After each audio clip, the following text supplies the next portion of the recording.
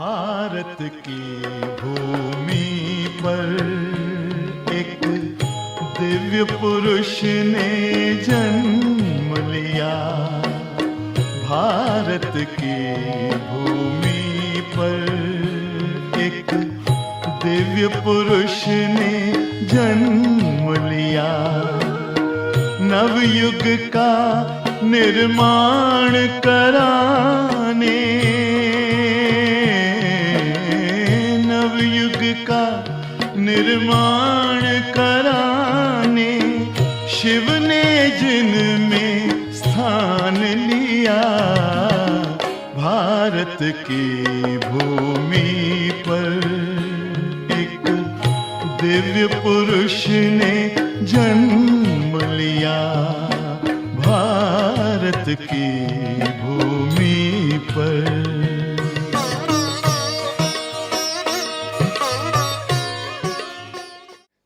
ओम शांति। प्रजापिता ब्रह्मा कुमारीज ईश्वरीय विश्वविद्यालय, जिसकी यात्रा करीबन 80 साल पूर्व प्रारंभ हुई थी और ये ईश्वरीय विश्वविद्यालय की स्थापना, कहा जाता है कि परमात्मा को एक नई सृष्टि, एक न्यू वर्ल्ड ऑर्डर रचने का संकल्प आता है। गीता में जिस तरह से वर्णित है कि जब परमात्मा को नई सृष्टि रचने का संकल्प उत्पन्न हुआ तो वो संकल्प रूपी बीज ब्रह्मा जी को दिया और ब्रह्मा जी ने संकल्प से अपनी सृष्टि का, एक नई सृष्टि का निर्माण किया। जब ये नई सृष्टि रचने का संकल्प ईश्वर को उत्पन्न होता है, उस समय ये संसार में कौन सा समय चल रहा था? तो देवों की सृष्टि नहीं थी, असुरों की सृष्टि भी नहीं थी, परंतु मनुष्य सृष्टि थी। कि जब संसार में घोर अधर्म का समय हुआ और ऐसे अधर्म के समय पर ही परमात्मा को ये संकल्प उत्पन्न हुआ, अधर्म का नाश और एक सत धर्म की पुनः स्थापना करने का। परंतु परमात्मा खुद करता नहीं है, उनको कहा ही जाता है करन करावनहार है। तो इसीलिए वो ये कार्य ब्रह्मा जी के द्वारा कराते हैं। पिता श्री ब्रह्मा बाबा जो लौकिक दुनिया के अंदर एक बहुत बड़े हीरे जवाहरत का व्यापार करते थे। उनका जन्म हैदराबाद सिंध में, जो वर्तमान समय पाकिस्तान में आता है, वहाँ पर हुआ एक हेडमास्टर के घर में। उनका पिताजी स्कूल के हेडमास्टर थे। उस जमाने के हेडमास्टर को आप समझ सकते हैं कि कितने स्ट्रिक्ट, डिसिप्लिन्ड, सिद्धांतवादी होते हैं। तो पिताश्री ब्रह्मा बाबा में भी वो संस्कार एक नेचुरल रूप में आए, परंतु बहुत छोटी आयु में ही उनके पिताजी ने शरीर छोड़ दिया और वो अपने चाचा के साथ रहने गए। चाचा जी किराने के व्यापारी थे, तो इसीलिए चाचा जी ने कहा अभी पढ़ाई वढ़ाई छोड़ो और कामकाज में हाथ बटाओ। तो किराने के दुकान पर उन्हें बिठा दिया। परंतु पिताश्री जी का स्वभाव बचपन से ही दयालु, बहुत ही किसी गरीब को देखते थे तो उनके अंदर एक दया भाव जागृत हो जाता था। तो कभी किसी को तोल में ज़्यादा दे देते थे, कभी पैसा कम ले लेते थे। एक दिन वो पकड़े गए। चाचा जी ने देखा तो कहा, तुम तो हमारे सारी दुकान ही लुटा दोगे इस तरह से करोगे तो फिर कहा कि अभी तुम बड़े भी हो गए हो, अपने पैरों पर खड़े हो जाओ। तो पिताश्री जी वहाँ से चले और हीरे जवाहरत के व्यापार में उन्होंने कदम रखा। बाबा की बहुत पारखी नज़र, और पारखी नज़र होने के कारण हीरे की पहचान, उसमें कोई दाग है या फ्लॉ है, तुरंत बहुत स्पष्ट रीति से देख सकते थे। तो उस बिजनेस में फ्लरिश करने लगे। धीरे धीरे उनका परिवार बना। यशोदा माता से उनकी शादी हुई और गृहस्थी आरंभ हुई। संपन्न परिवार के थे, और जब इस बिजनेस में भी फ्लरिश करने लगे, भक्ति भावना के संस्कार बहुत डीप थे। बाबा ने अपने जीवन का एक नियम बना दिया था कि प्रतिदिन गीता का पाठ करके ही कोई भी कारोबार को आरंभ करना। गुरु महात्माएं उनके घर में आते जाते रहते थे, और सत्संग का विशेष शौक रहता था। सत्संग घर में चलता रहता था। बाबा का ये नेचर कि प्रतिदिन गीता का पाठ जरूर करना है, और उसके लिए बाबा कभी कहीं पर भी समझौता नहीं करते थे। अगर कोई क्लाइंट आकर के बैठ जाए तो ये नहीं कि चलो पहले क्लाइंट को अटेंड कर लेते हैं, उसके बाद धर्म पूजा पाठ आदि होता रहेगा। नहीं, बाबा अपने सिद्धांतों को कॉम्प्रोमाइज कहीं नहीं करते थे, अपने वैल्यूज को कभी कॉम्प्रोमाइज नहीं किया। भले क्लाइंट बैठा रहे, लेकिन गीता का पाठ आधा छोड़ करके कभी उठते नहीं थे। स्वभाव से, जैसे कहा, दयालु स्वभाव। विशेष त्योहारों के दिन पर या विशेष दिनों पर खास गरीबों को दान करना, इस तरह की बाबा की जीवन शैली थी। लेकिन ये सब कुछ करने के बाद भी एक खोज थी, सत्य की खोज। इससे आगे और क्या, जरूर कुछ होगा। ये सत्य की खोज जारी थी, और धीरे धीरे उनकी भक्ति भावना के कारण कहो, उन्हें एक दिन विष्णु चतुर्भुज का दिव्य साक्षात्कार हुआ। श्री नारायण के परम भक्त श्री कृष्ण की खूब भक्ति करते। बाबा की जेब में हमेशा श्री नारायण की फोटो रहती थी। इतना श्री नारायण को या विष्णु जी को श्रद्धा पूर्वक मानते थे। तो जब उन्हें ये दिव्य साक्षात्कार हुआ और उसके साथ एक मैसेज सुना कि अहम चतुर्भुज ततत्वम, एक वरदान भी था। शायद यही मैसेज था कि तू मेरा ही स्वरूप है। अहम चतुर्भुज ततत्वम, तू ही मेरा स्वरूप है। इस तरह का एक मैसेज था। बाबा को बहुत खुशी थी इस साक्षात्कार की, ये दिव्य अनुभूति की, और उन्हें महसूस हुआ कि शायद आज मेरी भक्ति का फल भगवान ने मुझे दिया है। बाबा का जो बिजनेस था हीरे जवाहरत का इतना फ्लरिश होने लगा कि बाबा का कनेक्शन राजा महाराजाओं से होने लगा। उस समय नेपाल के राज परिवार से बाबा का घनिष्ठ संबंध था। क्वीन विक्टोरिया के लिए बाबा ज्वेलरी बनाते थे। उदयपुर के राजा महाराजाओं के साथ उनका संबंध था।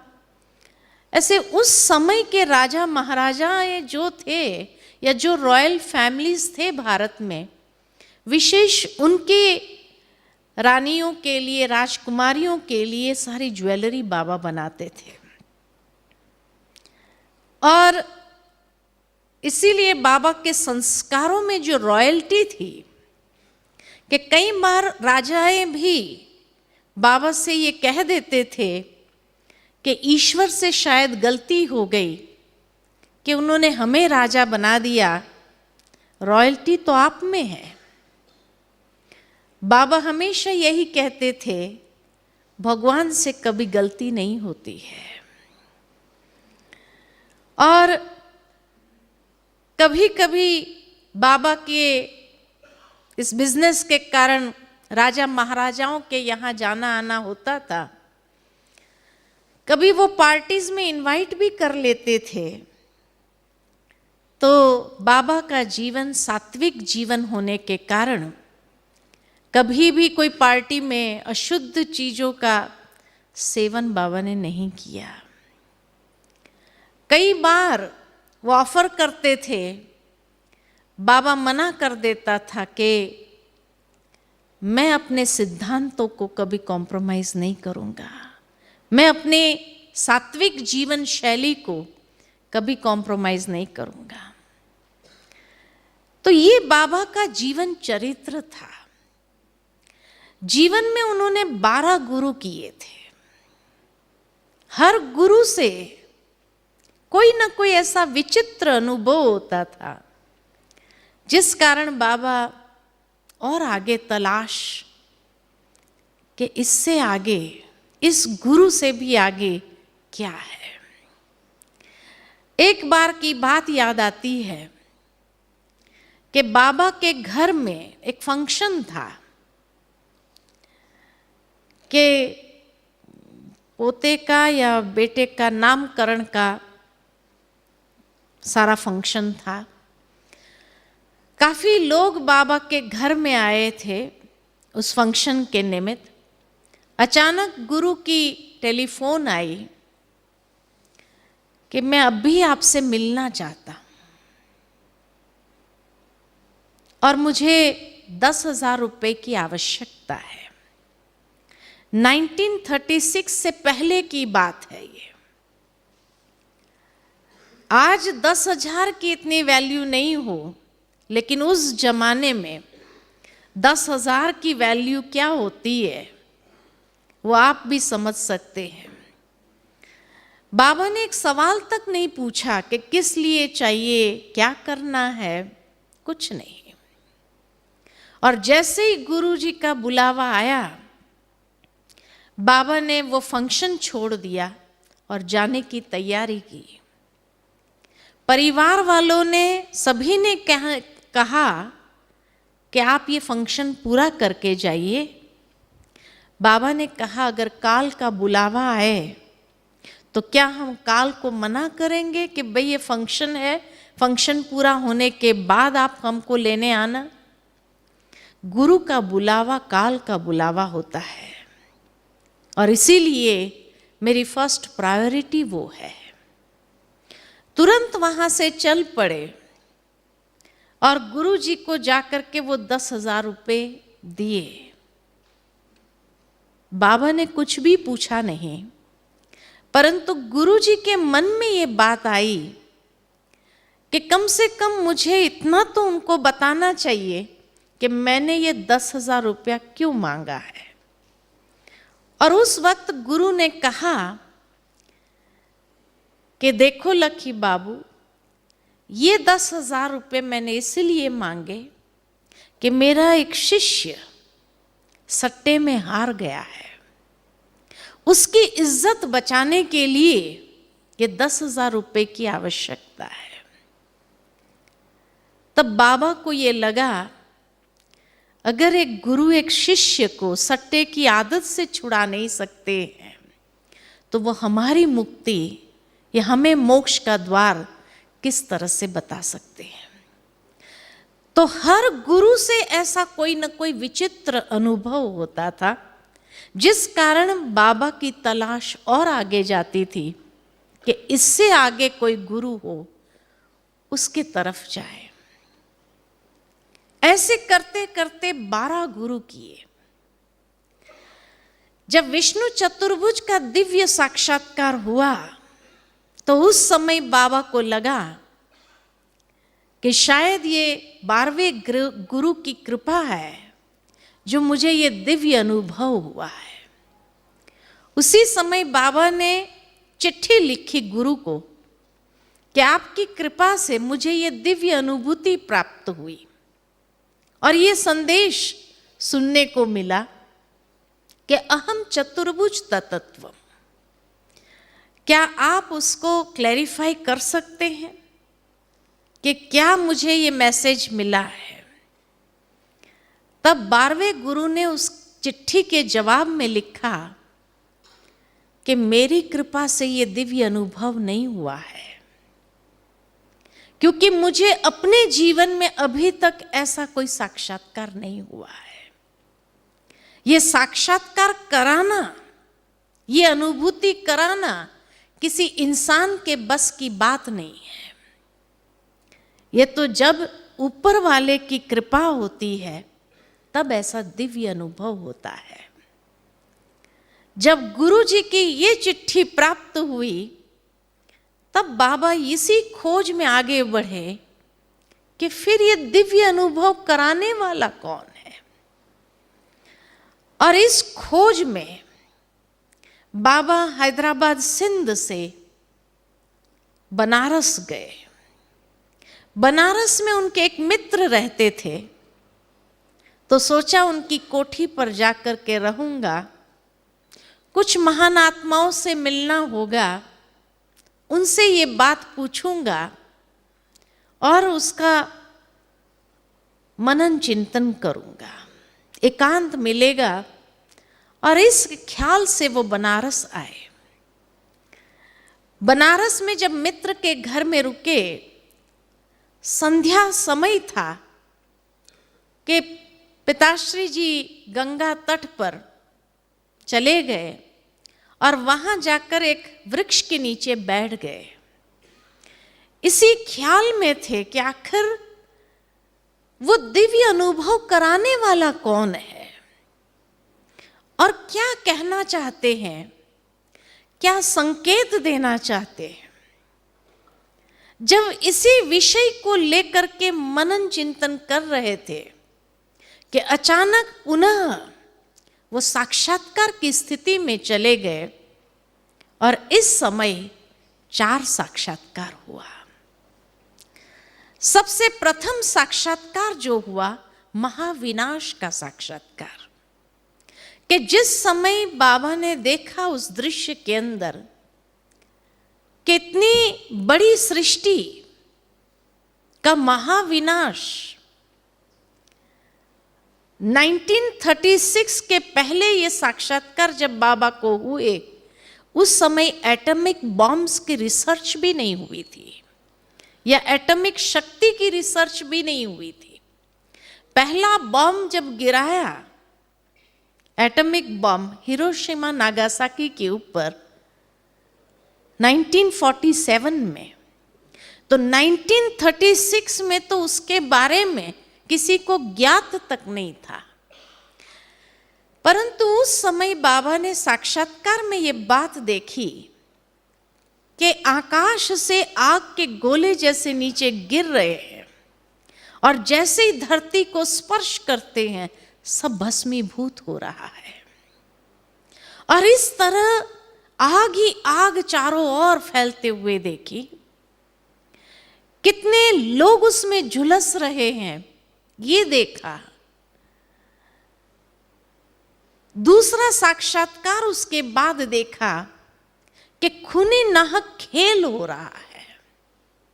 जाति भेद, धर्म भेद, भाषा भेद, ये भेदों के कारण जो लड़ाई झगड़े और खून खराबा के खून की नदियां बह रही है।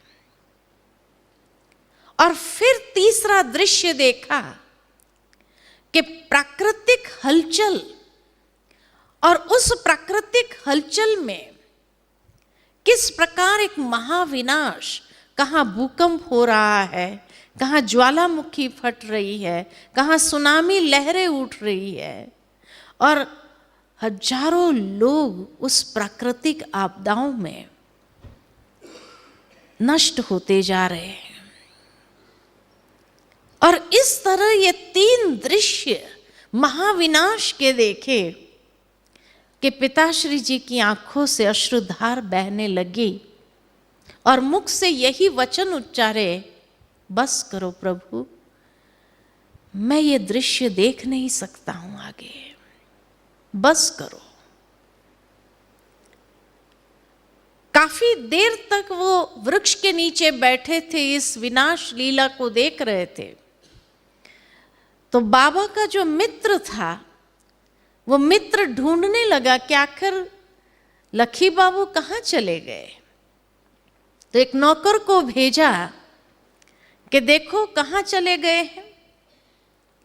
तो वो नौकर की जुबानी जो है कि बाबा रो रहे हैं और कहते हैं बस करो प्रभु, बस करो प्रभु, बस करो। क्या ऐसा देख रहे हैं मालूम नहीं, आंखें बंद है और आंखों से पानी निकलता जा रहा है। उसके बाद बाबा के मुख से निकला कि हे प्रभु, इससे तो कोई मोहिनी स्वरूप दिखाओ। और ये कहते हुए ही जैसे सारा संसार परिवर्तन हो रहा है और एक दैवी सृष्टि का साक्षात्कार हुआ कि जैसे पवित्र आत्माएं ऊपर से नीचे आ रही है और जैसे जैसे नीचे धरती पर आती है कोई न कोई देवी या देवता का स्वरूप धारण करते हैं। और इस तरह से इतनी सुंदर स्वर्गीय दुनिया का साक्षात्कार हुआ। ये दृश्य देखते रहे और उसमें जैसे खो गए। और ये दृश्य देखने के बाद एक संदेश मिला कि निकट भविष्य में ऐसा महाविनाश होना है और उसके बाद ऐसी स्वर्णिम दुनिया तुम्हें बनानी है। जैसे ही बाबा अपने होश में आए तो मुख से ये वचन निकला, मैं तो ऐसी दुनिया कैसे बना सकता हूं, इतना महाविनाश और इतना बड़ा विनाश होने के बाद ऐसी दुनिया मैं कैसे बना सकता हूं। तो बार बार उनको स्पष्ट नहीं हो रहा था कि आखिर परमात्मा क्या कहना चाहते हैं। ये दृश्य दिखाने के पीछे ईश्वर की भावना क्या है वो समझ नहीं पा रहे थे। लेकिन इतना बड़ा महाविनाश का दृश्य देखने के बाद उनके अंदर एक वैराग्य वृत्ति जरूर उत्पन्न हुई।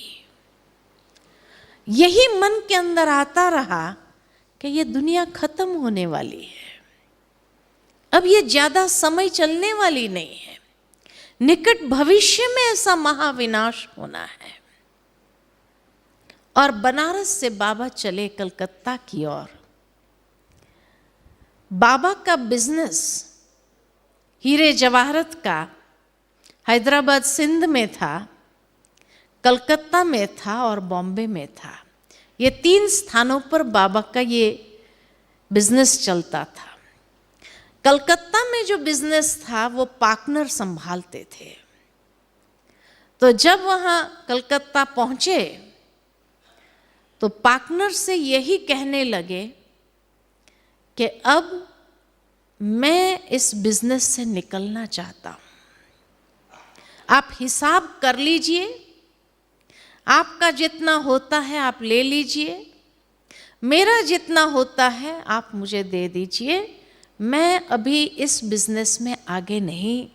इतना वैराग्य बाबा को आया उस महाविनाश का दृश्य देखने के बाद। पार्टनर को भी बार बार लगे अगर बाबा निकल गए, क्योंकि बाबा का नाम ऐसा था उस समय में कि उस नाम से ही बिजनेस होता था। उस समय क्योंकि कलकत्ता राजधानी थी, क्वीन विक्टोरिया का आना जाना वहाँ होता रहता था, और क्वीन विक्टोरिया की ज्वेलरी बाबा बनाते थे, जिसकी पहचान कि एक बार बाबा के संग, बाबा जब भी राजघरानों में जाते थे व्यापार के लिए, तो ज्वेलरी के सेट दिखाने के लिए नहीं लेके जाते थे इस तरह से, लेकिन बाबा अपनी बच्ची को साथ लेके जाते थे और उनको ज्वेलरी पहना के ले जाते थे। वो जब देखते थे उनके ऊपर ज्वेलरी तो बाबा को कहते ऐसी ही ज्वेलरी का सेट हमें बना करके दे दीजिए, ऑर्डर दे देते थे बाबा को। तो इसी तरह से एक बार बाबा ने एक बक्कल बनाया था माथे का कि जिसमें ट्यून बजती थी, तो बच्ची को पहनाया वो बक्कल। अब बच्चों को ट्यून बजने वाली बक्कल पहना दो तो बड़े खुश होते हैं। तो जब लेके गए तो क्वीन विक्टोरिया ने कहा कि मुझे ऐसा ही बक्कल बना करके दो। तो बाबा तो घर आते थे, फिर वो सारी ज्वेलरी निकाल करके वही पैक करके दे के आते थे। तो जैसे ही वो निकाला तो बच्ची ने कहा ये बक्कल मैं नहीं दूंगी, ये म्यूजिक वाला बक्कल मैं नहीं दूंगी, ये मैं अपने पास रखूंगी। तो बाबा बच्चों को कैसे समझाते थे। आज की दुनिया में अगर कोई बच्चा जिद करे तो क्या करेंगे आप, क्या करेंगे? हाँ, डांट लगा देंगे या थप्पड़ भी मार देंगे। बाबा ने बच्ची को कहा बेटी बासी रोटी खाएगी? कहा बासी रोटी क्यों खाऊं? बच्ची ने कहा।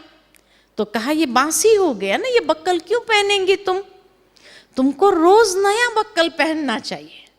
तेरे लिए मैं नया बक्कल बना दूंगा कल, ये तो बासी हो गया। तो बच्चे भी मान जाते थे, आप बासी रोटी नहीं खाएंगे, ये बासी बक्कल नहीं पहनेंगे, छोड़ देते थे। फिर दूसरे दिन डिमांड करते थे कि अब हमें बक्कल दो। बाबा कहते हाँ बना के दूंगा ना, उससे अच्छा बना के देंगे हम। तो जब दादी जी, हाँ, क्योंकि जब वो बच्ची बड़ी हुई तो फिर यज्ञ का एक हिस्सा बन गए, समर्पित कर दिया उन्होंने भी अपना पूरा जीवन। तो जब दादी जी गए कलकत्ता में रहते थे, ईस्टर्न जोन पूरा संभालते थे। तो जब दादी जी लंदन टूर पर गए तो उस समय वो जो कोहिनूर हीरा जहाँ रखा है या पैलेस जो है बकिंगहम पैलेस देखने गए। तो जब वहाँ गए तो उस बक्कल को देखा तो दादी ने कहा ये बक्कल जो रखा है ना इसमें ट्यून बजती है। एकदम याद आ गया मेमोरी में कि ये वही बक्कल है जिसके लिए मैंने जिद किया था और बाबा ने कहा था बासी रोटी खाएगी। तो जब कहा दादी ने कि ये बक्कल में ट्यून बजती है तो जो गार्ड्स थे, गार्ड्स को पूछा कि ये बक्कल में ट्यून बजती है। तो गार्ड को लगा ये कोई स्पाई आ गए हैं। तो गार्ड्स ने कहा कि आप कैसे जानते हैं कि इसमें ट्यून बजती है? तो दादी ने कहा क्योंकि मेरे पिता ने ही ये बक्कल बनाई थी और क्वीन विक्टोरिया को दिया था, इसीलिए मैं कहती हूँ। तो फिर क्वीन विक्टोरिया तक मैसेज पहुँचा कि भाई वो बक्कल देख करके कोई मैडम आई है जो कहती है कि हमारे पिता ने वो बनाया था कलकत्ता में। तो क्वीन विक्टोरिया ने खास मिलने के लिए दादी को बुलाया और बहुत सालों के बाद जैसे मुलाकात हुई हो, इस तरह से इतना प्यार से मिलना हुआ।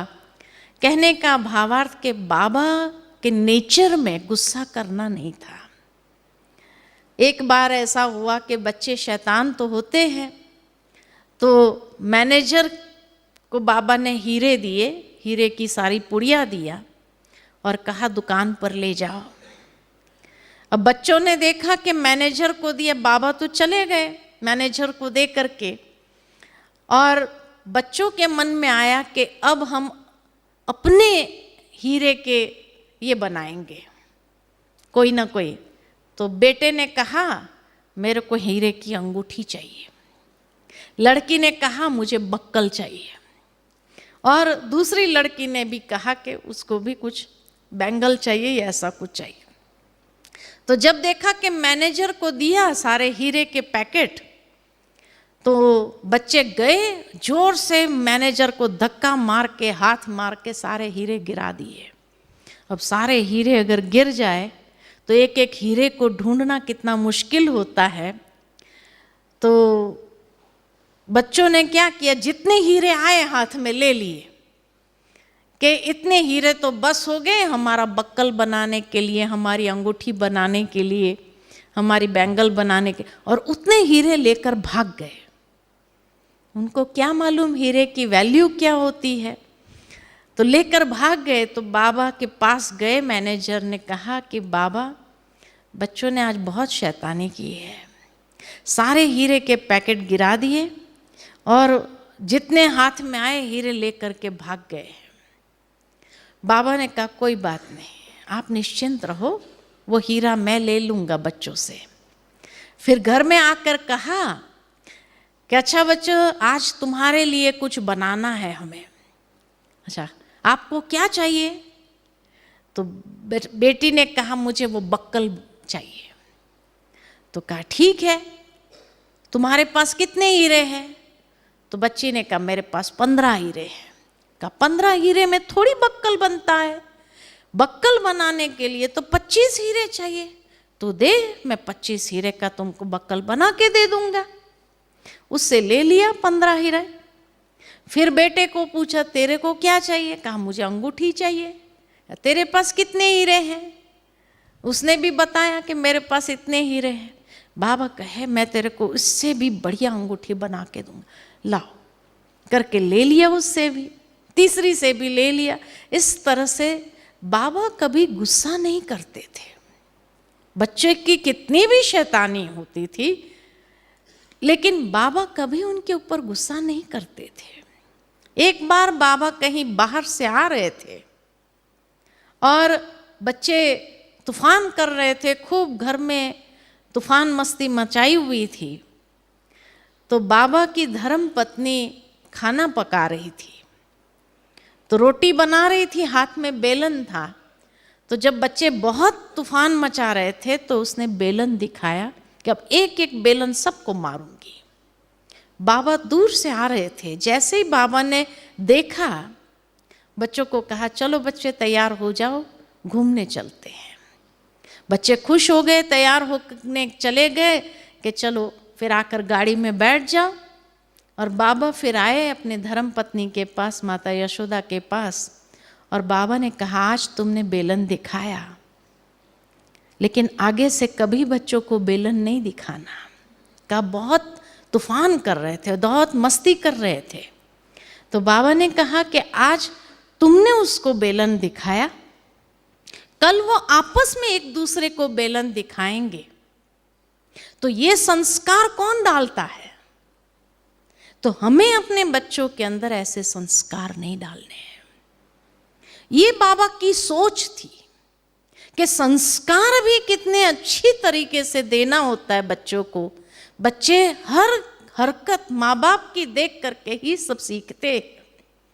तो कहा आज के बाद उनको कभी बेलन दिखाना भी नहीं, मारना तो बहुत दूर की बात, दिखाना भी नहीं, क्योंकि तुमने दिखाया, वो दिखाएंगे नहीं, वो प्रयोग करेंगे।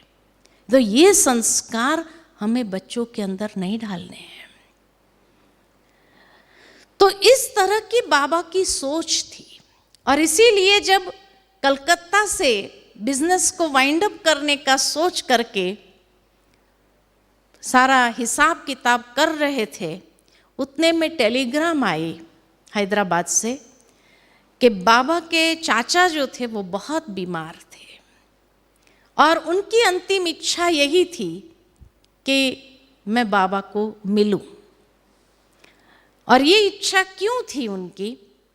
तो उनके चाचा जो थे बहुत बड़े व्यापारी थे और बहुत संपत्ति थी उनके पास और कोई बच्चे नहीं थे।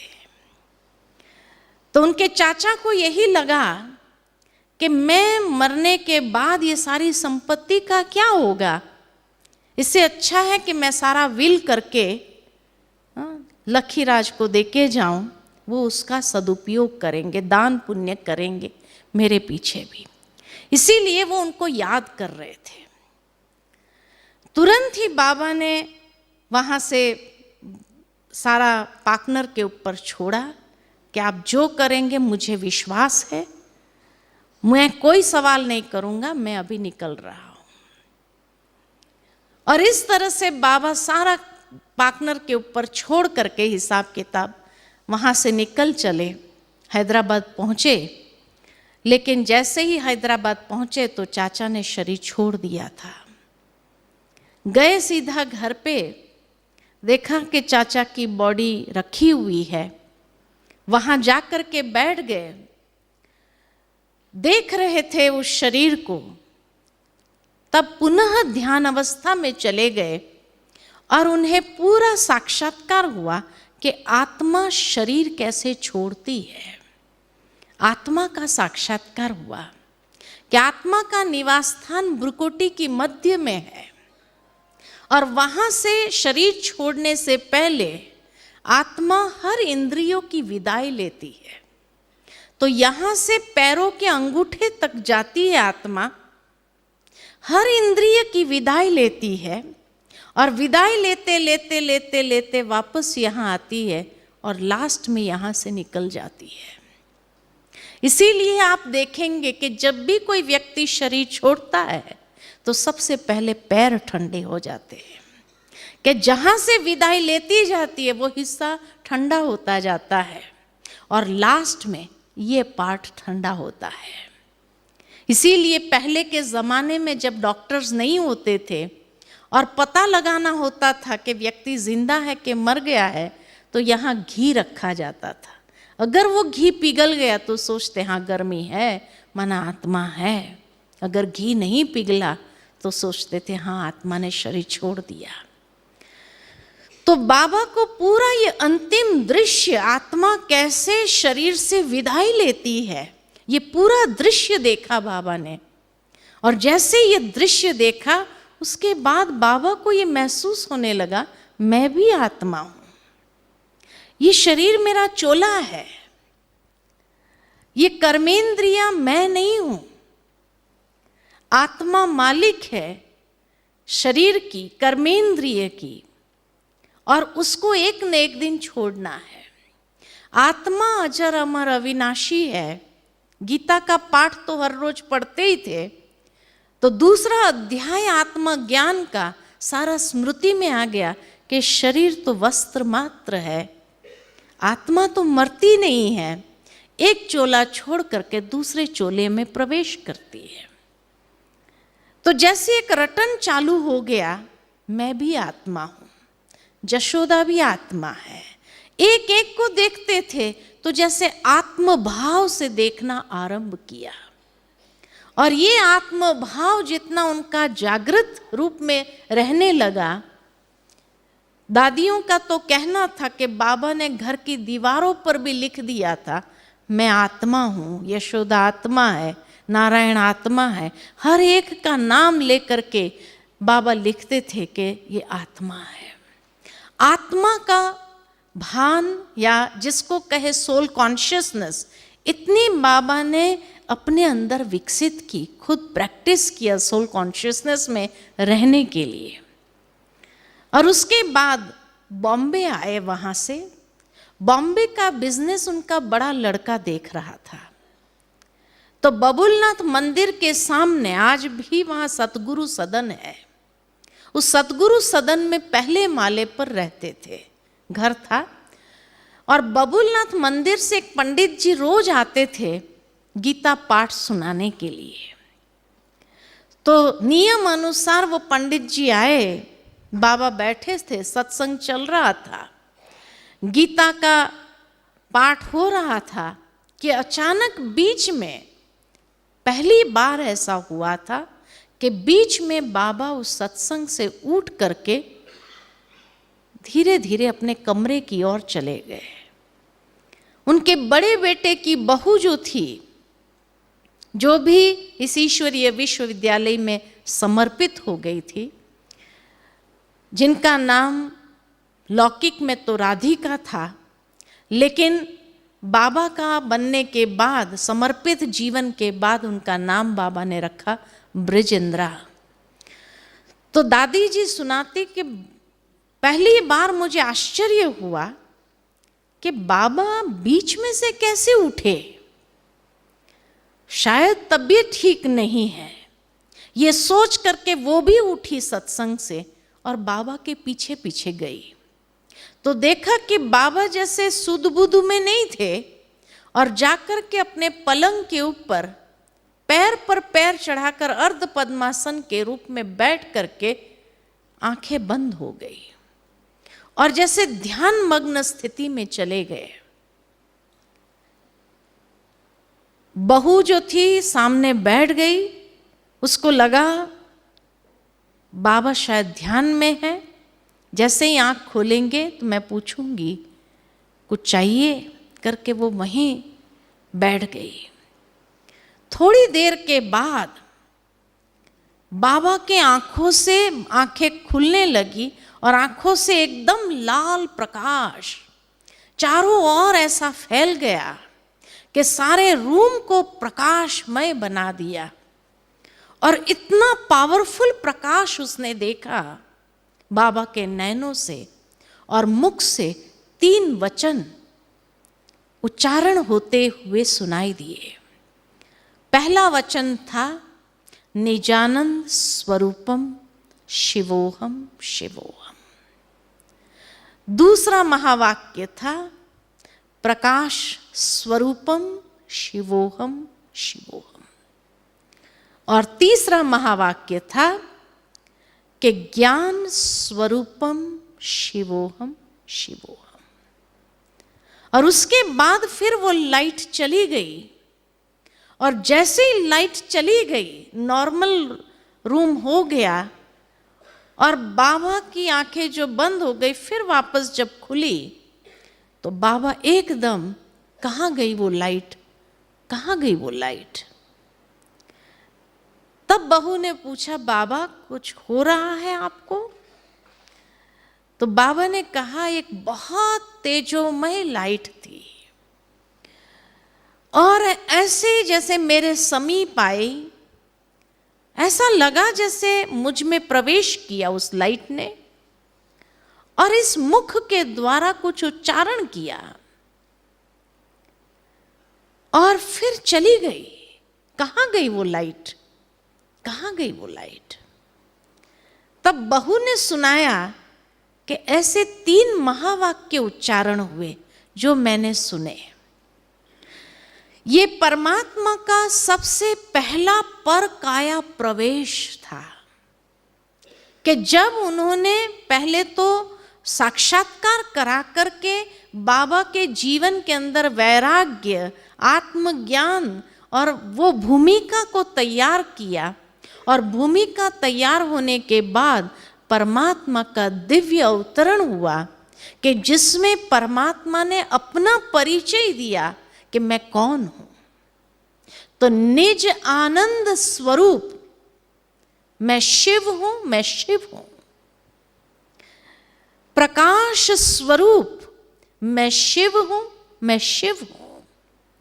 और ज्ञान स्वरूप मैं शिव हूं, मैं शिव हूं। ये 3 बातों में अपना संपूर्ण परिचय दे करके फिर वो लाइट चली गई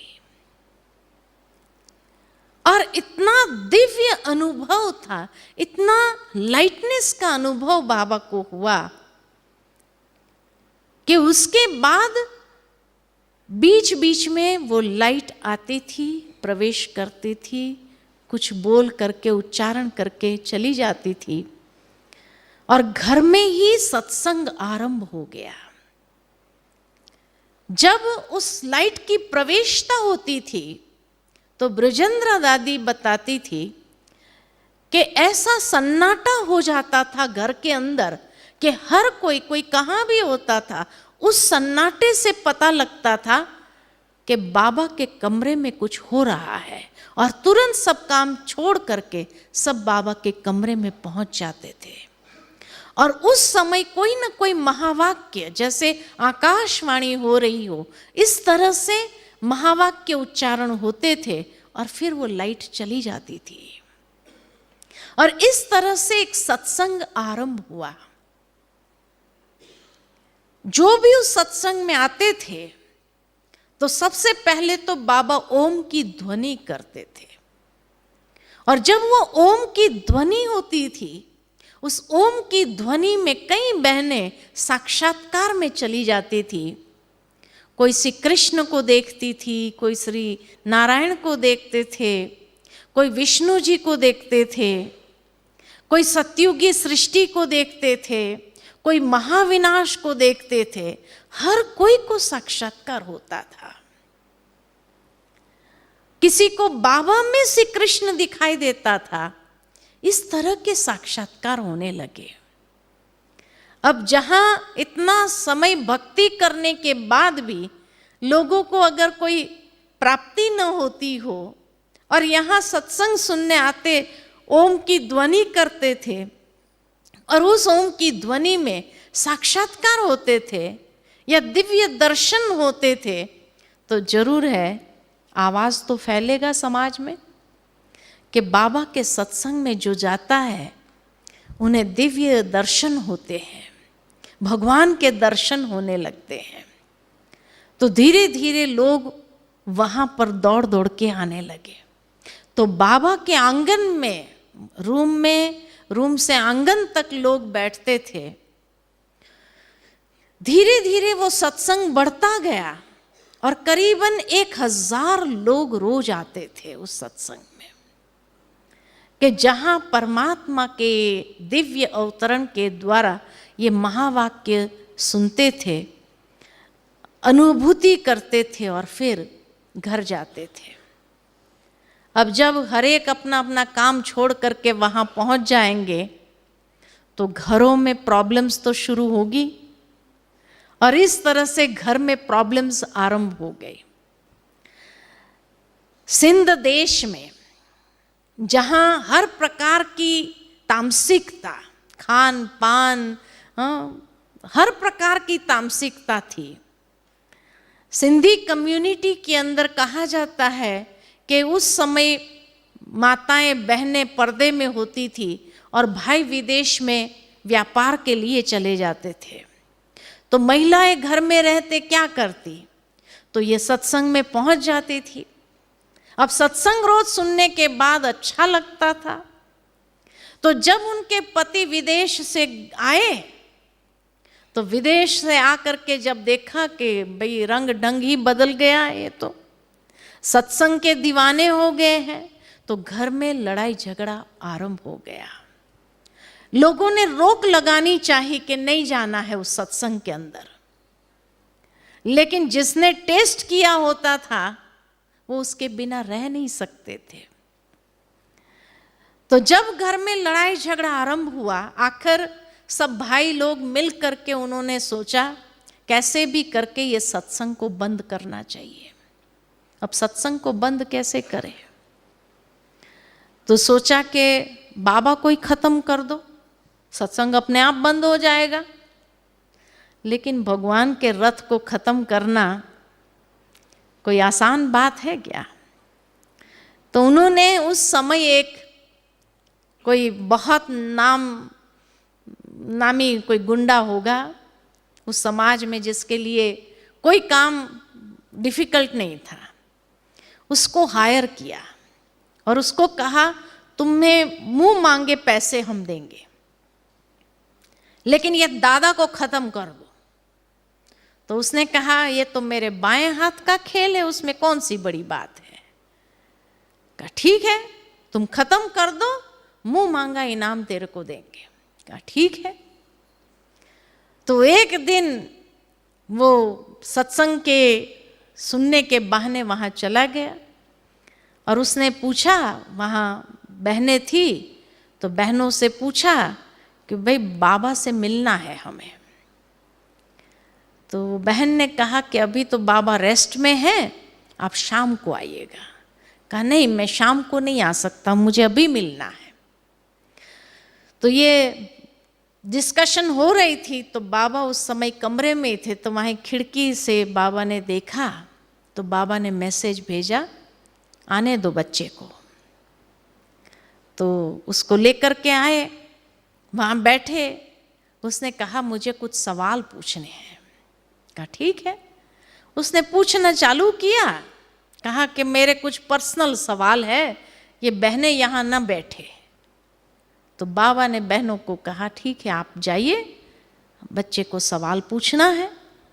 तो जब अकेला मौका देखा तो उसने जो है चाकू निकाला बाबा को मारने के लिए, लेकिन जैसे ही चाकू उठाया मारने के लिए कि उसको अपने इष्ट का साक्षात्कार हुआ। वो गुरु नानक देव को मानते थे, तो जैसे ही उन्होंने देखा कि बाबा के अंदर गुरु नानक देव का स्वरूप देखा तो पीछे हट गया। जैसे ही पीछे हटा तो उनको फिर बाबा का स्वरूप दिखाई दिया। फिर उसने चाकू उठाया मारने के लिए, फिर उनको गुरु नानक देव दिखाई दिए। उससे मारा नहीं गया, उसने चाकू बाबा के सामने सरेंडर किया, हाथ जोड़कर कहा मैं कुछ लोगों के बहकावे में आ गया था जिन्होंने मुझे ये कार्य दिया था आपको मारने के लिए, लेकिन आप मेरे इष्ट हो, मैं आपको कैसे मार सकता हूँ। और आज के बाद मैं ये काम छोड़ दूंगा और ये समर्पित करता हूँ। चाकू समर्पित किया और उसके बाद वहाँ से कहाँ चला गया किसी को पता नहीं चला कि वो कहाँ गया। फिर लोगों ने सोचा कि अब सत्संग बंद कैसे करें, तो सोचा कि भाई इनका सत्संग सुबह सुबह चलता है, तो सुबह जब सत्संग में सब लोग बैठे हो उसी समय बाहर से दरवाज़ा लॉक कर देते हैं और उस भवन को आग लगा देते हैं। भले अपने रिश्तेदार भी मर जाए लेकिन सत्संग बंद होना चाहिए। तो सुबह सुबह में सोचा 7 बजे इनका सत्संग आरंभ होता है, तो वो लोग पेट्रोल सब लेकर के आए, केरोसिन पेट्रोल सब लेकर के आए और दरवाज़ा बंद कर दिया बाहर से और चारों ओर पेट्रोल छिड़क दिया, केरोसिन छिड़क दिया और आग लगा दी। 8 बजे के करीबन देखा तो सारे बच्चों सहित बाबा तो आ रहे हैं बाहर से। उस दिन सुबह सुबह 5 बजे बाबा को लगा कि चलो आज समुद्र के किनारे जाते हैं। कराची में समुद्र तट था, तो इसीलिए बाबा ने जब ये कार्य को आरंभ किया, जब इतना सत्संग शुरू हो गया, तो बाबा ने एक बोर्डिंग स्कूल खोली थी, जिस बोर्डिंग स्कूल में बच्चे भी पढ़ते थे और ये सत्संग भी होता था। दुनिया की पढ़ाई के साथ साथ उनको ये पढ़ाई भी पढ़ाई जाती थी। तो उस दिन सुबह सुबह बाबा को पता नहीं क्या मन के अंदर विचार आया, उनको तो कुछ मालूम नहीं था कि क्या प्लानिंग चल रही है। सुबह 5 बजे सब बच्चों को लेकर के समुद्र किनारे चले गए और कहा कि एक तरफ स्थूल समुद्र होगा, उनकी लहरें, और दूसरी ओर ज्ञान का सागर परमात्मा के ज्ञान की बातें सुनेंगे। तो उस दिन समुद्र किनारे बैठ करके सत्संग किया और 7 बजे के बाद जब वहाँ से निकले 8 बजे आए तो देखा सारा घर जल रहा है। उस भवन का नाम था लखी भवन, जिसका यादगार शास्त्र में आता है कि पांडवों को लाखा भवन में जलाया कौरवों ने। वो लाखा भवन नहीं, लखी भुवन था, कि जिसके अंदर पांडवों को जलाने की, पांडव माना कौन? पांडव माना जिसकी भगवान के साथ प्रीत है, जो भगवान से प्रीत करने वाले हैं। जलाने वाले कौन? जो भगवान से विपरीत है। विपरीत बुद्धि विनश्यन्ति, प्रीत बुद्धि विजयन्ति। तो इसीलिए जब आया देखा तो उनको ये लगा कि ये लोग बाहर निकले कैसे। उन्हें क्या मालूम कि तो 5 बजे ही निकल गए थे।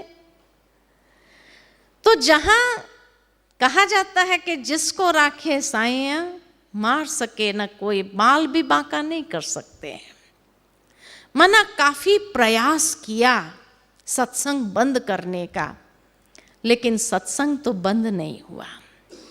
बाबा ने जब ये बोर्डिंग स्कूल को खोला तो उसमें जो छोटे छोटे बच्चों को, क्योंकि बाबा का ये विजन था कि अगर नई दुनिया बनाने की बात है, कि भगवान अगर चाहते हैं कि निकट भविष्य में ऐसा महाविनाश होगा और उसके बाद जो स्वर्णिम दुनिया आएगी वो मुझे बनानी है, तो ये स्वर्णिम दुनिया बनाने के लिए बच्चों को तैयार करना होगा, क्योंकि वही कल के कर्णधार होंगे। तो इसीलिए बच्चों को ये आध्यात्मिक शिक्षा देते हुए उनके संस्कारों को परिवर्तन करना आसान है, ये सोच करके बाबा ने ये बोर्डिंग स्कूल खोली। उसमें दुनिया की पढ़ाई के साथ साथ आध्यात्मिक पढ़ाई, ध्यान कैसे करना है, ईश्वर को याद कैसे करना है, जीवन शैली कैसी होनी चाहिए, अमृत वेले से लेकर रात्रि तक एक स्पिरिचुअल लाइफस्टाइल के अंदर उनको ढालने का प्रयास किया बाबा ने। उस बोर्डिंग स्कूल में करीबन 350 बच्चे थे। लेकिन जैसे ही वो बोर्डिंग स्कूल चलने लगा कि पार्टीशन का समय हो गया, और हिंदुस्तान पाकिस्तान का पार्टीशन के कारण इतने लड़ाई झगड़े, इतने चारों तरफ मारपीट हो रही थी, तो बाबा ने वो सब बच्चों को 4 दीवारी के अंदर 1937 से लेकर 1950 तक 4 दीवारी से बाहर निकलने नहीं दिया। सबके पेरेंट्स तो बच्चों को छोड़ छोड़ करके भाग गए। अब बाबा के ऊपर 350 बच्चों की जिम्मेवारी थी। इनकम का कोई सोर्स नहीं था। 350 को पालना है। उनको संभालने वाले जो माताएं बहनें थी बाबा के साथ, कुछ भाई थे, तो वो लोगों को भी पालना था। तो बाबा ने कलेक्टर से बात की कि भाई हमारे पास 350 बच्चे हैं, कुछ माताएं हैं, भाई है। तो कलेक्टर ने बाबा से कहा कि आप 4 दीवारी के अंदर ही रखो बच्चों को, कहीं कभी बाहर निकलने नहीं दो। उनके लिए दूध सब्जी हम पहुंचाएंगे, आप चिंता नहीं करो। वो कलेक्टर ने जिम्मेवारी ली और वो खाना पहुंचाता रहा, और बाबा ने ये 350 बच्चों को तपस्या कराने के लिए 14 साल की तपस्या कराई। 1937 से लेकर के 1950 तक घोर तपस्या। आप सोच सकते हैं कि वो बच्चे 14 साल जो अंदर रहे, 4 दीवारी से बाहर नहीं निकले, आना क्या होता है, पैसे कैसे होते हैं, रुपया क्या होता है, उन्होंने कभी देखा नहीं। कभी भी कुछ भी होता था घरेलू इलाज करके उन बच्चों, और 14 साल एक भी बच्चों को कुछ भी नहीं हुआ।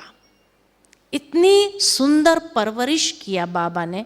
अब आप सोच सकते हैं कि बाबा के पास कितना धन होगा। 14 साल 350 को पालना, और वो भी ऐसे वैसे खाना नहीं देते थे। बाबा माताओं को कहते थे, जो माताएं संभालने के लिए थी, तो बाबा उनको कहते थे कि ये चैतन्य ठाकुर है, उनकी ठाकुरों की तरह सेवा करने की है, ऐसा वैसा खाना नहीं देना है। उसी समय बाबा ने बच्चों को सुबह उठाना है तो हिला करके नहीं उठाना, संगीत बजाओ। तब से लेकर गीत बजाते थे और गीत बजने पर बच्चे उठते थे। रात को सोने वक्त गीत बजता था, सोने वक्त गीत बजता था, सो जा राजकुमारी सो जा। सुबह उठते थे तो गीत बजता था, जागो मोहन प्यारे जागो। इस तरह बाबा परवरिश कर, ऐसे हथेली पर रख करके बाबा ने उन 350 बच्चों को पाला। 1950 में बाबा को परमात्मा का दिव्य संदेश मिला कि भारत अविनाशी भूमि है और वहां से सारे विश्व के अंदर यह आध्यात्मिकता का संदेश फैलेगा। भारत ही वो चैतन्य प्रकाश स्तंभ बनेगा आध्यात्मिकता का, जहां से आध्यात्मिकता का प्रकाश सारे विश्व के अंदर फैलेगा। इसलिए अब आप यहाँ की भूमि को छोड़कर अब भारत जाओ। भारत में कहाँ जाना है? तो परमात्मा के दिव्य संदेश अनुसार एक पहाड़ी पर जाना है, क्योंकि पांडवों की अंतिम तपस्या पहाड़ों पर पूरी हुई, इसलिए पहाड़ों पर जाना है। कौन सा पहाड़? कहा आध्यात्मिक पहाड़ है, नाम नहीं बताया गया। कुछ भाई बहने जो सीनियर थे, उनका एक ग्रुप भारत में आया ढूंढने के लिए कि वो आध्यात्मिक पहाड़ी कौन सी है जहां पांडवों की अंतिम तपस्या पूरी हुई थी। कई पहाड़ियां घूमे, महाबलेश्वर, माथेरान, हिमालय के तरफ की पहाड़ियां, इधर हरिद्वार ऋषिकेश के तरफ चले गए, लेकिन किसी को भी पूछते थे कि भाई पांडवों की अंतिम तपस्या कहाँ पूरी हुई थी और वो आध्यात्मिक पहाड़ी कौन सी है, किसी ने बताया नहीं। फिर एक दिन बंबई जब वापस आए ये लोग, तो बंबई में जिसके घर में ठहरे थे तो उनके घर में कोई गुरु आए। वो गुरु ने कहा, आप तो वही हो दादा लेखराज के सत्संग वाले? कहा जी। तो कहा भारत आ गए? कहा नहीं, हम भारत आना चाहते हैं, लेकिन भारत की आध्यात्मिक पहाड़ी जहां पांडवों की अंतिम तपस्या पूरी हुई थी, वो पहाड़ी कौन सी है, उसको ढूंढ रहे हैं। तब उस गुरु ने कहा, आध्यात्मिक पहाड़ी कौन सी है ये तो मैं नहीं जानता हूं, लेकिन ये जरूर जानता हूं कि पांडवों की अंतिम तपस्या अरावली की पहाड़ियों में पूरी हुई थी। और वो पहाड़ी एक ऐसी पहाड़ी है, जितने भी साइट सीइंग स्थान है वो सारे आध्यात्मिक महत्व को लिए हुए हैं। बड़े बड़े ऋषि मुनियों ने वहां तप किया हुआ है। अर्बुदा देवी यानी सरस्वती के नाम से उस पहाड़ी को जाना जाता है, जहां मां अंबा की यादगार है। हो सकता है यही आध्यात्मिक पहाड़ी हो। वो जब यहाँ आए तो यहाँ पर आते ही, इस भूमि पर पैर रखते ही ऐसा लगा ये वही पहाड़ी है।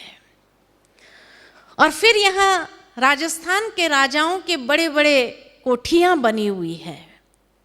तो ऐसे ही भरतपुर राजा की कोठी को जब देखा तो बाबा को लिखा कि बड़ी बड़ी कोठियां यही, जहां 350 का एकोमोडेशन सहजता से हो सकता है।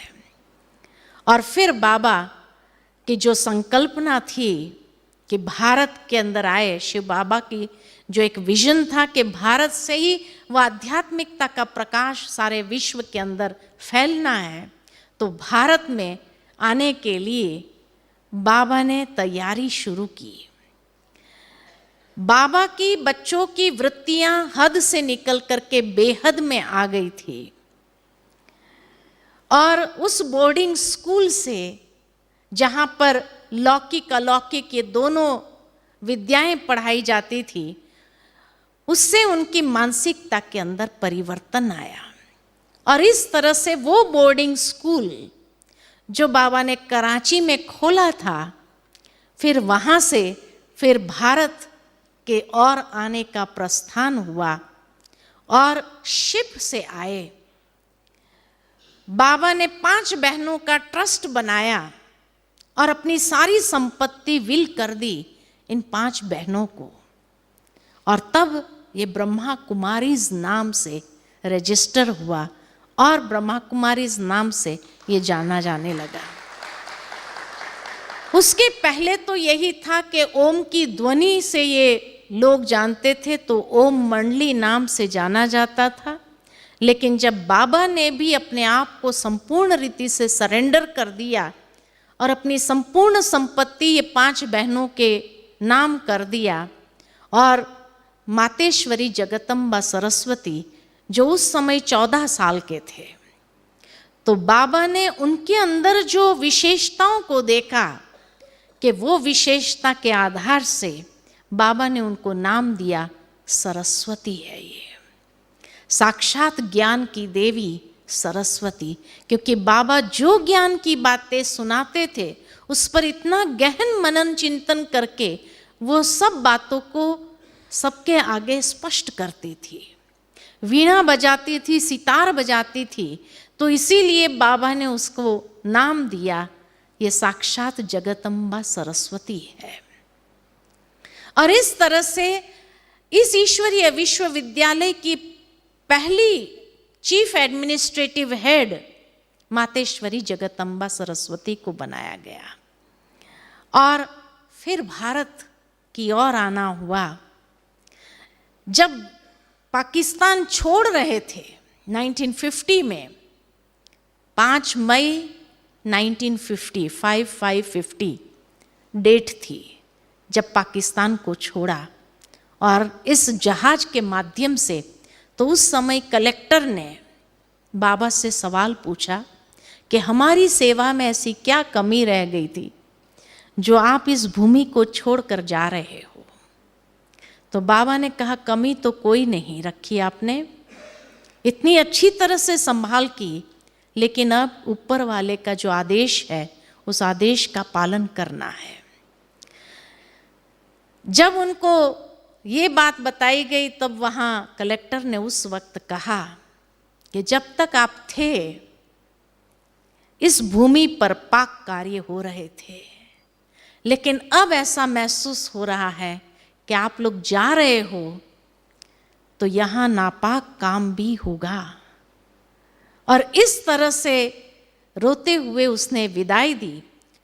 और उस समय जितने भी ऑफिसर थे उनको कहा इनकी एक सुई तक भी ये ले जाए, यहाँ कुछ भी छोड़ेंगे नहीं। सब कुछ पैक करके उनसे वहाँ से विदाई दिया उस कलेक्टर ने। और वो जहाज ओखा बंदर आया और ओखा से फिर माउंट आबू की ट्रेन लिया और ट्रेन के द्वारा यहाँ माउंट आबू पहुँचे। माउंट आबू में भी सबसे पहले जो पांडव भवन, जो पहला परिसर है हमारा, जैसे मैंने आपको कहा कि पांडव भवन की भूमि को क्यों चुना या माउंट आबू को क्यों चुना, क्योंकि शास्त्रों में दिखाया गया है कि ब्रह्मा ने सरस्वती को वेदों का ज्ञान इसी पहाड़ी पर दिया है। ये भी कहा जाता है कि पांडवों की अंतिम तपस्या यहीं पूरी हुई। जितने भी स्थान है किसी न किसी ऋषि मुनि के साथ की कोई कथा जुड़ी हुई है। जैसे गुरु शिखर चले जाओ तो सती अनसुया अत्रि ऋषि और दत्तात्रेय ने वहां पर तपस्या की हुई है। अधर देवी, अधर कन्या का मंदिर है जहां पर दिखाते कि अधर देवी ने भी यहाँ तपस्या की हुई है। अचलगढ़ का यादगार है, जैनियों का देलवाड़ा मंदिर है। इस तरह सारे स्थान अगर देखे, और इतनी सात्विकता इस भूमि के अंदर थी कि मुझे याद आता है कि मैं जब इस स्थान पर आई हूँ 1992 में, यहाँ माउंट पर कोई फिल्म थिएटर नहीं है। कोई भी होटल में भी जो बियर बार बने वो भी 1996 के बाद बने। 96 तक इस भूमि पर इतनी सात्विकता महसूस करते थे हम लोग कि यहाँ पर कोई भी प्रकार के इम्प्योरिटी वाले कार्य नहीं होते थे। इतनी इस भूमि की पवित्रता महसूस की हुई है। तो इसीलिए कहा कि पिताश्री जी को परमात्मा ने जो आदेश दिया इस भूमि पर आने का, इसके पीछे भी एक बहुत बड़ा रहस्य है। और मुख्यालय का परिसर जो आप देखेंगे, 4 मुख्य स्थान देखेंगे। ओम शांति भवन है जो बहुत सुंदर 3000 सीटिंग कैपेसिटी का हॉल है। बाबा का कमरा जहां बाबा प्रैक्टिकल में रहे 1950 से लेकर 1969 तक, उस कमरे के वाइब्रेशंस आज दिन तक उस ऊर्जा को जो जाता है महसूस करता है। बाबा की झोपड़ी है जहां बैठकर बाबा बच्चों को पत्र लिखते थे। और 1969 18 जनवरी को जब बाबा ने अपने साकार देह को त्याग किया तो बाबा के अंतिम संस्कार वहीं हुए थे जहां पर शांति स्तंभ का निर्माण हुआ है। स्मृति स्तंभ है और जो भी ऊर्जा चेक करने के लिए आते हैं वो यही बताते हैं कि उस स्थान की ऊर्जा इतनी पावरफुल है। और ये हम लोगों का भी अनुभव है कि कोई भी निस्वार्थ भाव से किया हुआ शुद्ध संकल्प अवश्य पूरा होता है। जो निस्वार्थ भाव से संकल्प करके जाता है उसका वो संकल्प अवश्य पूरा होता है। इतनी पावर है उस ऊर्जा के, उस वातावरण के अंदर भी। बाबा का प्रैक्टिकल कर्म योगी जीवन इस भूमि पर कई भाई बहनों ने देखा, अनुभव किया। 1969 में बाबा ने जब शरीर को त्याग किया तो आदरणीय दादी प्रकाश Mani ji 2nd chief administrative head बने, क्योंकि मम्मा ने 1965 में शरीर छोड़ा। उसके बाद बाबा ने ही पूरा कारोबार संभाल लिया था। लेकिन बाबा के जाने के बाद फिर आदरणीय दादी प्रकाश मणि जी मुख्य निमित्त बने और दादी जी के नेतृत्व में ये संस्था इतनी आगे बढ़ती गई, दिन दुगुनी रात चौगुनी आगे बढ़ती गई। और वो छोटा सा बोर्डिंग स्कूल आज इतना विशाल वट वृक्ष के रूप में प्रकट हो रहा है। दादी प्रकाश मणि जी ने 2007 में शरीर छोड़ा और उसके बाद वर्तमान समय में आदरणीय दादी जानकी जी, परम श्रद्धेय दादी गुलजार जी या दादी हृदय मोहिनी जी मुख्य प्रशासिका के रूप में हैं, एडिशनल चीफ के रूप में हैं दादी हृदय मोहिनी जी, और दोनों दादियाँ ये कारोबार संभालती। जब प्रकाशमणि दादी जी थे तब दादी जानकी ओवरसीज ब्रांचेस को देखते थे, अब पूरा सारे इंस्टीट्यूशन को देखते हैं। दादी जी की आयु 101 चल रही है, लेकिन अभी भी इतनी सशक्त। आपने वीडियो में दादी जी का मैसेज सुना ही होगा कि अभी भी कितना सशक्त होकर के सारा कारोबार करते हैं। मुझे मालूम है कि दादी जी दिन में 2 घंटा करीबन सारे ईमेल्स पढ़ते हैं। जो देश विदेश से सारे ईमेल्स आते हैं दादी स्वयं एक एक ईमेल को बैठ के पढ़ती है। इंग्लिश में हो तो भी पढ़ती है। इतना जैसे सशक्त रीति से, और उसका जवाब देना तो फिर कैसे, क्या लिखना है क्या जवाब देना है वो भी खुद ही लिखवाती है। तो ये वर्तमान समय में 100 ईयर्स दुनिया में कई लोग कंप्लीट करते हैं, लेकिन पोस्ट पोजीशन पर होते हुए 100 ईयर्स को कंप्लीट करना ये बहुत बड़ी बात है। और इस तरह से इस ईश्वरीय विश्वविद्यालय, जैसे मैंने कहा, आज दुनिया के अंदर करीबन 140 देशों में फैल चुकी है। और ये कहते हुए हमें गर्व होता है कि दुनिया में जैसे कहा जाता था कि जब ब्रिटिश साम्राज्य था तो कहते थे कि ब्रिटिश साम्राज्य इस तरह से दुनिया के कई देशों में फैला हुआ था, तो कहते थे ब्रिटिश साम्राज्य में सूर्य कभी अस्त नहीं होता है। आज हमें भी ये कहते हुए गर्व है कि ब्रह्मा कुमारीज ईश्वरीय विश्वविद्यालय के ब्रांचेस 140 देशों में जिस तरह से फैले हुए हैं, तो ब्रह्मा कुमारीज में भी सूर्य कभी अस्त नहीं होता है। और इस तरह से आज सारे विश्व के अंदर ये लार्जेस्ट लेडीज मैनेज्ड ऑर्गेनाइजेशन है कि जहाँ पर से हम भाई बैकबोन है हमारे, जो मददगार रूप में हर रीति से गाइड करते हैं, और बहनें मुख्य रूप से सारा संचालन करती है, क्योंकि परमात्मा की यही भावना थी कि माता प्रथम गुरु है। जो माता पर्दे के अंदर थी उसको बाहर निकाला, तब सारी दुनिया ने भी माताओं को पर्दे से बाहर आकर के वो बहनें माताएं पढ़ाई करना चालू किया। लेकिन उसका श्रेय सबसे पहले परमात्मा को जाता है।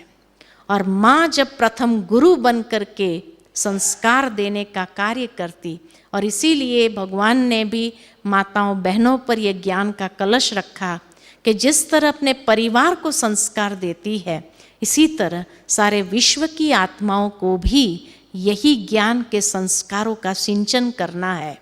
और जितना सिंसियरली बहनें माताएं कर सकती है, उतना और कोई नहीं कर सकता है। इसीलिए परमात्मा ने ये ज्ञान का कलश माताओं बहनों को दिया है, और इस तरह से वो साक्षात शिव शक्तियाँ बन करके आज सारे विश्व के अंदर ये कार्य को फैला रही है। और जन जन तक ये आध्यात्मिक संस्कार, दिव्य संस्कार या एक नई सृष्टि का शुभ आगमन के लिए नींव रखने का कार्य परमात्मा बहनों के द्वारा करा रहे हैं। करण करावनहार वो है, हम लोग निमित्त हैं, निमित्त बन करके कार्य कर रहे हैं। तो ये है इस ईश्वरीय विश्वविद्यालय का संक्षिप्त में इतिहास कि किस तरह से इसकी शुरुआत हुई और किस तरह से आज ये विशाल वट वृक्ष बन गया है।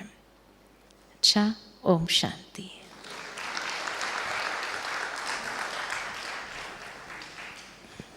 बहुत बहुत धन्यवाद दीदी जी। दादा लेखराज से फाउंडिंग फादर प्रजापिता ब्रह्मा तक की यात्रा, साथ साथ सिंध कराची से माउंट आबू और माउंट आबू से देश विदेश के कोने कोने तक की यात्रा मानो आपने जीवंत करके हमें दिखाई। बहुत बहुत धन्यवाद फिर से।